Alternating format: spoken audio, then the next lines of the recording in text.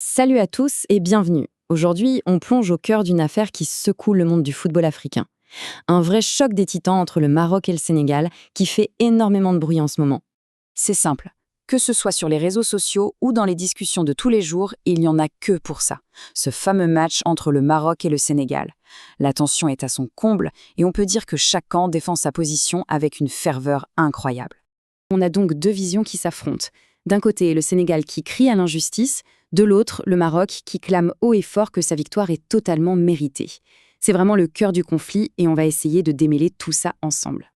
Allez, commençons par la version du Sénégal. Qu'est-ce qui nourrit exactement ce sentiment d'avoir été lésé? Voilà, tout est résumé dans cette phrase. C'est ce que pensent et ce que disent les supporters et les officiels sénégalais. Ce sentiment d'injustice, c'est vraiment le moteur de toute leur contestation.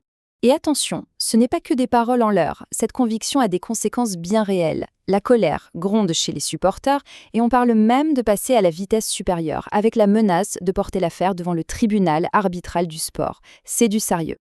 Ok, ça, c'était pour le côté sénégalais. Maintenant, passons de l'autre côté du terrain et voyons comment le Maroc répond à ces accusations. Et leur défense se veut tout aussi solide. La position marocaine est, on peut le dire, très claire. Pour eux, il n'y a pas de débat. La victoire a été obtenue sur le terrain, point final. Le résultat, c'est simplement le reflet de ce qui s'est passé pendant le match. Leur argumentaire est simple et direct. La victoire a été acquise à la régulière en respectant à la lettre le règlement de la Confédération africaine de football. En gros, pour le Maroc, le résultat est la conclusion logique et normale du jeu.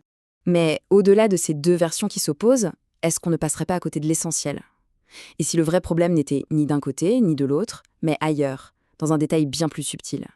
Et le voilà, le mot-clé de toute cette histoire, l'interprétation des règles. C'est un grand classique dans le sport. Une même action, une même règle, mais selon qui la regarde, l'interprétation peut être totalement différente. C'est une zone de flou, une zone grise, et c'est précisément là que se niche toute la polémique actuelle. C'est donc ça, la véritable clé de lecture de cette affaire. Tant que l'instance qui gère le foot africain ne viendra pas clarifier noir sur blanc comment cette règle précise doit être appliquée, eh bien le doute restera. Et dans ces conditions, difficile de dire qui a raison à 100%. Bon, maintenant que tous les éléments sont sur la table, les arguments de chaque camp et surtout la racine du problème, chacun peut commencer à se forger sa propre opinion sur l'affaire.